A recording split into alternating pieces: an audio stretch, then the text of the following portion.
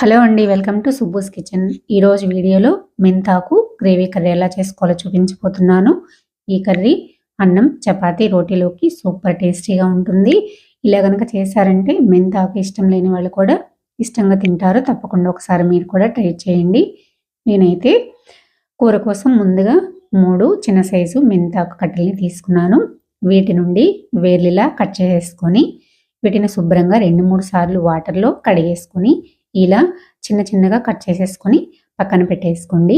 ఇప్పుడు స్టవ్ వెలిగించుకొని ఒక కళాయి పెట్టేసుకొని 2 స్పూన్ల వరకు పల్లీలు, అలాగే 5-6 జీడిపప్పులు వేసుకొని ఇవి కొంచెం ఫ్రై అయిపోయిన తర్వాత 2 స్పూన్ల వరకు నువ్వులు వేసుకోవాలి. నువ్వులు వేసుకున్నాక కొంచెం దోరగా కలర్ మారేంత వరకు వీటిని ఫ్రై చేసుకొని పక్కన గిన్నెలోకి పెట్టేసుకుందాము. చూసారు కదా ఫ్రై అయిపోయినాయి. వీటిని ఒక గిన్నెలోకి తీసి ఇలా పక్కన పెట్టేసుకుందాము. ఇప్పుడు అదే కళాయిలో ఒక 2 స్పూన్ల వరకు ఆయిల్ వేసుకొని ఆయిల్ హీట్ అయిన తర్వాత 10 పొట్టు తీసిన వెల్లుల్లి రెబ్బలు వేసుకొని అందులోకి మనం కట్ చేసి పెట్టుకున్న మెంతాకును కూడా వేసేసుకుందాము.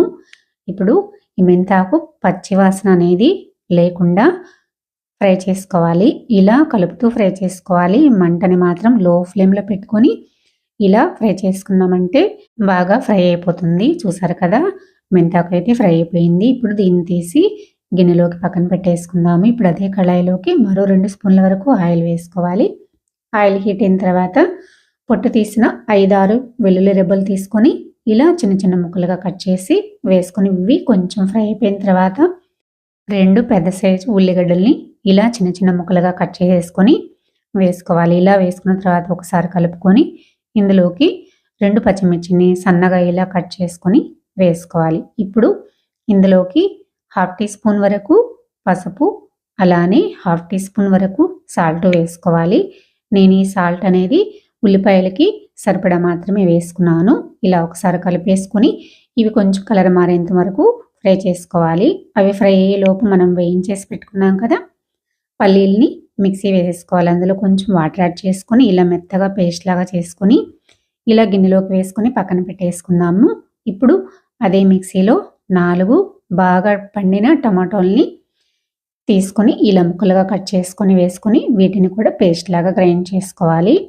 ఇప్పుడు ఉల్లిపాయలు అయితే మనకి ఫ్రై అయిపోయినాయి కదా. ఇప్పుడు ఇందులోకి మనం చేసి పెట్టుకున్న టమాటో గ్రేవీని వేసేసి ఒకసారి గ్రేవీ అంతా ఇలా కలిసిపోయేలా కలిపేసుకొని ఈ గ్రేవీ కూడా పచ్చివాసన పోయేంత వరకు ఇలా కలుపుతూ ఫ్రై చేసుకుంటే సరిపోతుంది. చూసారు కదా టమాటో గ్రేవీ కూడా వేగిపోయింది. ఇప్పుడు ఇందులోకి మనం చేసి పెట్టుకున్న పల్లీ గ్రేవీని కూడా వేసుకోవాలి.